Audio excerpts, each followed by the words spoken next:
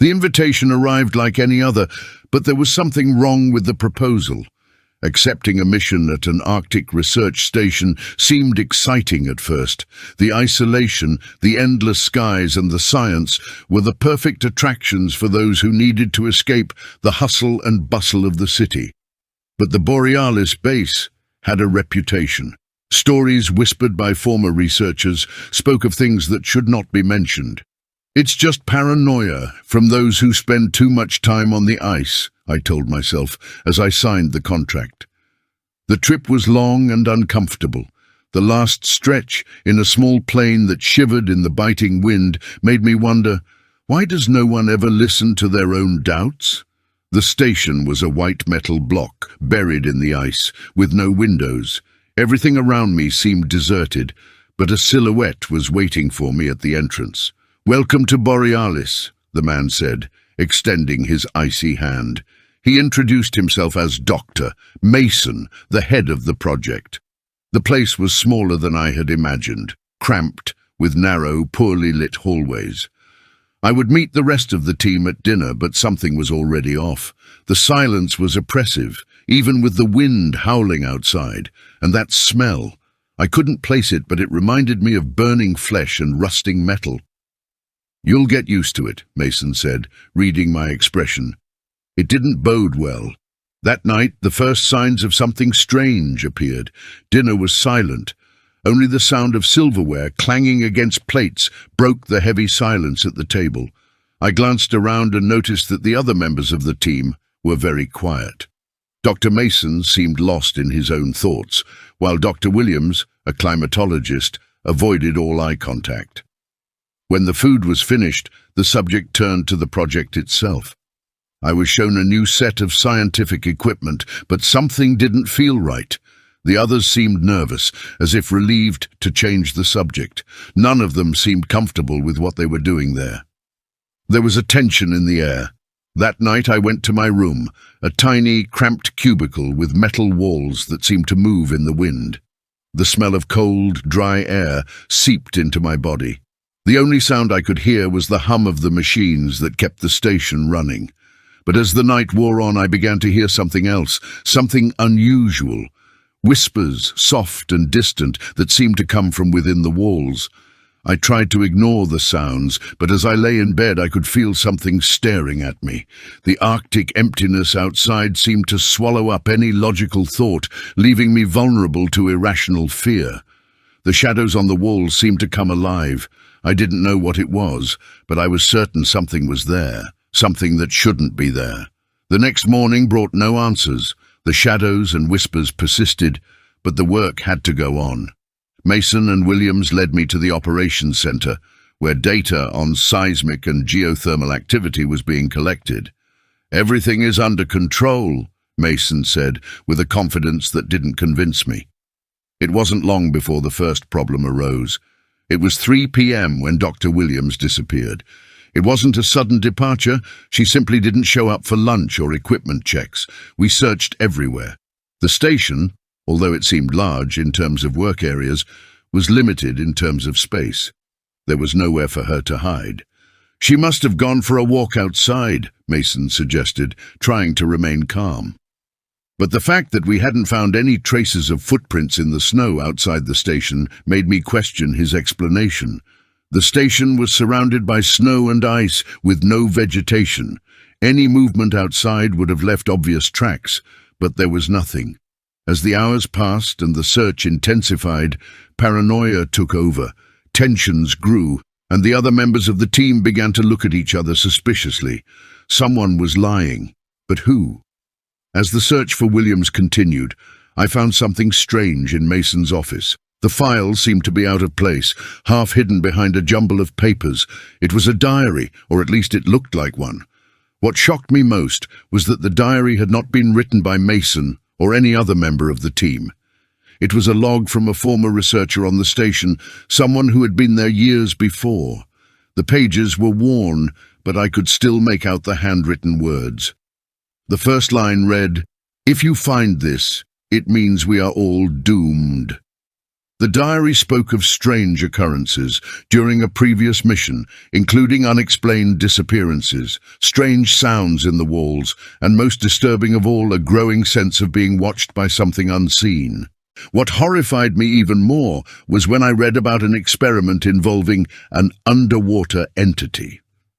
Apparently, the station was building a network of sensors to detect something in the waters below the platform. I didn't know what that meant, but one thing was clear. Something was very wrong at Borealis Station, and if anyone knew more about it than they were letting on, it was Mason. As time passed and Williams gave no sign, the mood at the station only got worse. The lights began to flicker and the air became even heavier, as if the ice itself were alive, pressing against the walls of the station. But the strangest thing was the sound. At night, the sound I had heard before, the whispering in the walls, now seemed to be coming from below, from the ocean. Borealis Station wasn't just built on ice. It sat on an underground lake, a vast expanse of deep, dark water that stretched for miles. Some of the crew talked about the strange occurrences at the bottom of the lake, but no one, as far as I knew, had talked about what might actually be down there. That night, a siren blared, followed by a deafening metallic sound. When I went to the operations center, the monitors showed something unusual. Something was moving in the depths. A figure was crawling in the water, something huge, pulsing and dark. And then the monitor blinked. Everything disappeared. The next morning, I woke to the sound of hurried footsteps and tense voices in the hallway. When I left my room, I found Mason and one of the technicians discussing the station's security system. "The sensors don't lie. Something is out there," Mason exclaimed. The technician, visibly distraught, just shook his head, pointing at the now-dead monitors. I went back to my cubicle to get the journal I had found in Mason's office. I had to confront him about this. But before I could, a new siren blared, more shrill and insistent than any we had ever heard. I ran to the operations center and found Mason standing next to the monitors, which were now showing something disturbing. Images from below, where the station platform gave way to the dark lake. There was movement. Something massive was churning down there, as if it were trying to break through the ice barrier that separated the lake from the surface. Lights were flashing frantically as sensors registered abnormal pressure and vibration readings. "It's impossible! This lake shouldn't have life!" one of the scientists shouted. Mason finally confessed. He knew about the local legends, ancient tales from indigenous fishermen who spoke of a creature that lived in the depths. He hadn't believed it until the station's previous mission had found evidence. Now, it seemed like something had awakened. Everything was falling apart faster than we could have imagined. The floor of the station began to vibrate as the sound of something massive cracking the ice echoed throughout the complex. The lights went out completely, and we were plunged into absolute darkness. Only the red alarms cast flickering shadows on the walls. Mason led a desperate evacuation attempt. The radio was out of order, and access to the emergency transport was blocked by the electrical failure. We were trapped, surrounded by the vastness of the ice and the terror of the unknown. As we ran through the corridors, trying to reach the escape pod, a deep, guttural sound reverberated through the station. It sounded like a roar, but it was like nothing I had ever heard before. The feeling of being watched returned, but this time it was overwhelming, almost physical. Finally, we reached the escape pod. Mason was frantically typing in the activation code when we heard a final boom, followed by an oppressive silence. I looked back and saw that the station was beginning to give way, as if something were eating it from the inside out. Mason opened the pod, and one by one we climbed in. We had little to take with us except our lives, but in the confusion I managed to hide the journal in my coat. The pod shot away from the station, and through the window we watched what was left of the Borealis being swallowed up by ice and darkness. There was no sound, just the horrifying sight of what was once a landmark in science, now reduced to a shadow in history. Back on the mainland, no one believed us. The official story was that the extreme conditions had caused a structural collapse. Mason disappeared days later, and the rest of the team refused to talk about what had happened. I knew the truth, but who would believe it? If you enjoyed this story, subscribe to the channel for more content like this and share it with your friends.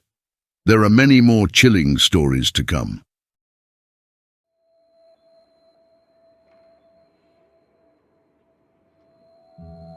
When I accepted the contract with Hadal Station, a laboratory submerged in one of the deepest regions of the ocean, the Mariana Trench, I didn't know exactly what I was getting myself into. The pay was excellent, the work was simple, technical maintenance of life support and communications systems. But the isolation of being 11,000 meters below the surface began to take its toll the minute the submarine descended, swallowed by the infinite blue. The first few days were peaceful, despite the constant pressure imposed by the silence. I was accompanied by only 4 other team members. There was Dr. Agata, the head of research, Bruno, the lead engineer, Mateus, a marine biologist, and Lara, the nutritionist who took care of our meals and health.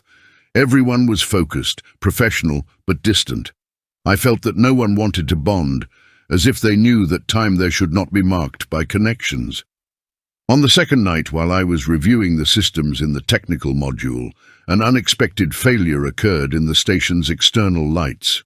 Bruno and I went to check the cameras. What we saw made no sense. Shadows moving on the ocean floor.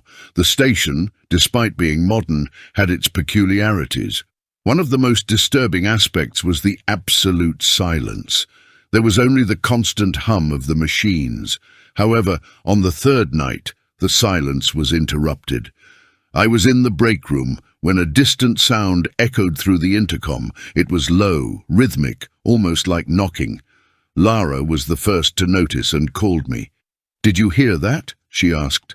I denied it, but as we approached the control panel, the knocking became clear. It was coming from outside the station. "It's the structure adjusting to the pressure," Bruno tried to justify. But Mateus, more skeptical, raised the possibility that something was knocking on the hulls, maybe a giant squid or some deep-sea fish. The explanation seemed plausible, but a part of me doubted it. The knocking was too rhythmic, almost like a code. The next day, the tension was already palpable. Dr. Agata tried to stay focused on her research, but the knocking continued to increase in frequency and intensity as night approached. That was when Bruno suggested reviewing the recordings from the external cameras. A mistake. Camera 4 captured something that froze everyone in the control room. It was a figure, not clear but definitely humanoid, with fast and erratic movements. It seemed to be watching us through the lens, even though it was impossible to know if it was actually seeing us. Was it something or someone? None of us could sleep that night. 2 days later, Mateus disappeared. We went out to look for him inside the interconnected modules, but he was simply nowhere to be found.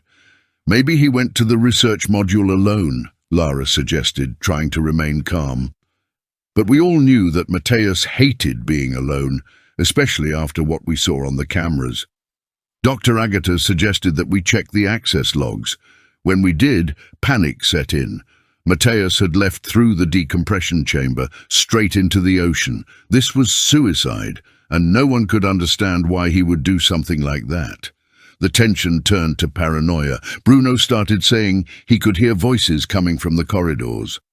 Lara said she felt a strange weight in the air, as if something were watching us. Dr. Agata, who until then had been the most rational, started sleeping with the lights on.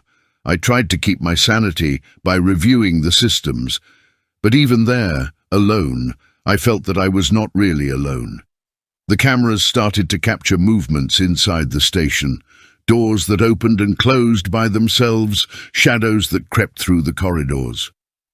The following night, Lara disappeared. Now there were only 3 of us, me, Bruno, and Dr. Agata.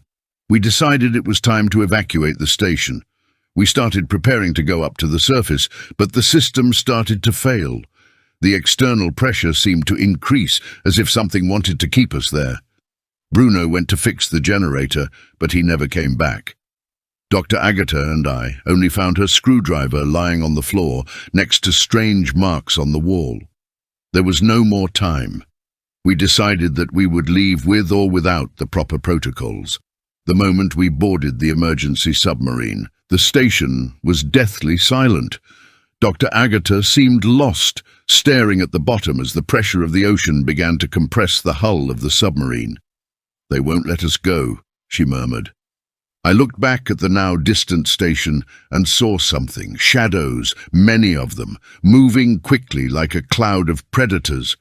I closed my eyes and focused on the control panel. That was the last moment I saw Dr. Agatha. When I turned around, she had disappeared. I went up alone, but every night, in the silence of my house, I hear the knocking.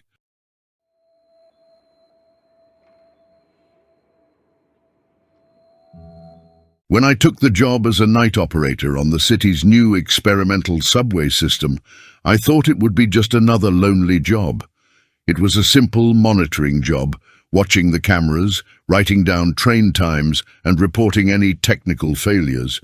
The system was in its testing phase, and there were no passengers, just empty trains running through the endless tunnels. The first week was quiet, even monotonous. But on the 8th night, something caught my attention.